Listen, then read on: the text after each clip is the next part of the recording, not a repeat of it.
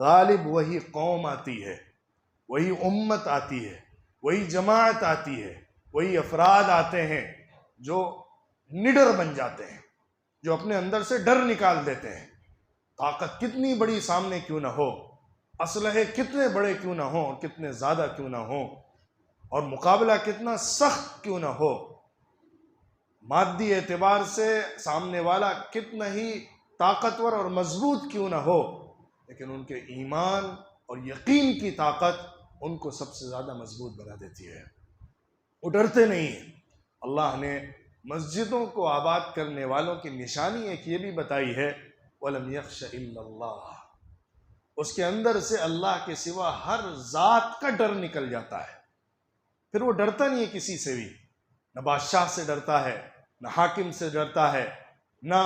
کسی چودھری سے ڈرتا ہے، نہ مالدار سے ڈرتا ہے، نہ طاقت والے سے ڈرتا ہے، نہ پوزیشن والے سے ڈرتا ہے، نہ پاور والے سے ڈرتا ہے۔ اسے ڈر صرف اللہ کا ہوتا ہے،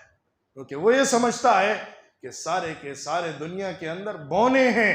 اصل طاقت تو اللہ کی ہے۔ اللہ جسے چاہے اس کی طاقت چھین لے، اللہ جسے چاہے اسے شکست دے دے۔ سب کو موت آتی ہے، سب انسان ہیں، ہمارے جیسے بندے ہیں، ان کو آج کچھ سامان ملا ہوا ہے جو طاقت کا سامان کہلاتا ہے،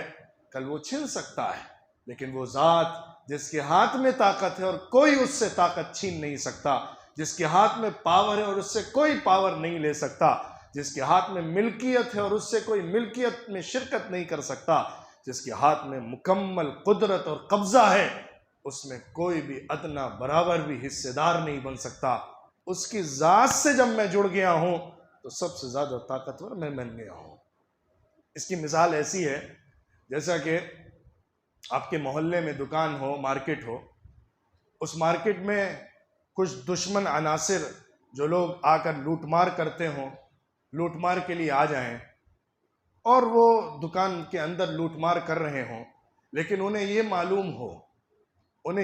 ہو کہ ایک دکاندار جو ہے معمولی آدمی ہے، محلے کا سیدھا سادہ آدمی ہے، لیکن اس دکاندار کی بالکل برابر کی قریبی دوستی کمشنر سے ہے، اس کا بالکل دوست ہے، اس کا بہت قریبی ہے، دونوں ایک دوسرے کے ساتھ ملتے جلتے ہیں اور یہ اس سے بہت زیادہ کلوز ہے۔ اگر اس کو معلوم ہو جائے گا تو سب لوٹ مار کر لے گا لیکن اس دکان کو چھوڑ دے گا، کیونکہ اس کے اندر یہ ڈر ہوگا کہ یہ شخص کمشنر سے بات کر کے ہمارے خلاف زیادہ سخت ایکشن دلوا سکتا ہے۔ اور وہ بندہ جس کی وہ دکان ہے وہ معمولی آدمی ہے، اس کو کیونکہ کمشنر سے تعلق ہے، اس بنیاد پر اس کو دوسرے کا ڈر نہیں ہوگا، وہ ڈرے گا نہیں کہ ہمیں دوسرا حملہ کر کے نقصان پہنچا سکتا ہے۔ ہمارا تعلق تو اس سے ہے جو سب سے بدلہ لے سکتا ہے، جو سب کو سزا دلوا سکتا ہے، جو سب کے اوپر ایکشن لے سکتا ہے۔ جب دنیا میں چھوٹی سی زندگی اور چھوٹے سے دائرے کے اندر ہمارا یہ معاملہ ہے، تو جس کا تعلق اللہ کے ساتھ ہوگا اس کا معاملہ کیسا ہوگا؟ اسی بات کے بعد اب اللہ کے رسول صلی اللہ علیہ وسلم کی بتائی ہوئی یہ حدیث سنیے کہ جس سے اس بات کو مزید تقویت مل جاتی ہے اور ہمارا ایمان مزید تازہ ہو جاتا ہے۔ اللہ کے رسول صلی اللہ علیہ وسلم نے فرمایا کہ اللہ کہتا ہے من عاد لی ولیا فقد آذنته بالحرب، جو بھی میرے دوست سے، میرے ولی سے دشمنی کرتا ہے تو میں اس سے جنگ کا اعلان کرتا ہوں۔ اللہ کہہ رہا ہے کہ جو میرے ولی سے، میرے دوست سے، میرے سچے بندے سے دشمنی کرے گا تو میں اس سے جنگ کے لیے آ رہا ہوں۔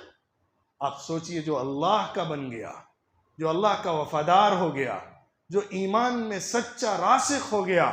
جو اللہ کے لیے سب کچھ فدا کاری کے ساتھ پیش کرنے لگا، جو اللہ کے لیے قربانی دینے لگا،